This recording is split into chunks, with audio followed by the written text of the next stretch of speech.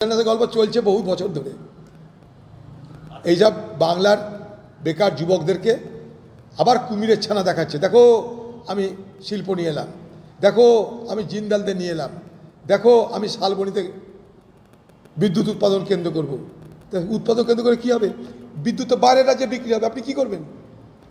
একটা বিদ্যুৎ উৎপাদন কেন্দ্র হলো, বিদ্যুৎ বাইরের রাজ্যে বিক্রি করবে। আপনি ফোকরে জমি দিয়েছেন, তা থেকে সস্তায় টাকা দিচ্ছেন, তারা পুঁজিপতি, তারা এসে আপনার রাজ্যে ফোকরে জমি নিয়ে ওই এলাকার জমি যাদের জমি ছিল তাদেরকে জমি ছাড়া করিয়ে, গৃহ ছাড়া করিয়ে, প্রতিশ্রুতি দেওয়ার পর প্রতিশ্রুতি পালন না করে আপনি পুঁজিপতিদের নিয়ে এসে শালবনীতে বিদ্যুৎ উৎপাদন কেন্দ্র করবেন। সেই বিদ্যুৎ বাইরের রাজ্যে বিক্রি হবে। অর্থাৎ আমার রাজ্যের জমি, আমার রাজ্যের ঘর, আমার রাজ্যের টাকা সব কিছু সেই সমস্ত শিল্পপতিদের জন্য ব্যয় করে দিদি তাদের বড়লোক করছেন।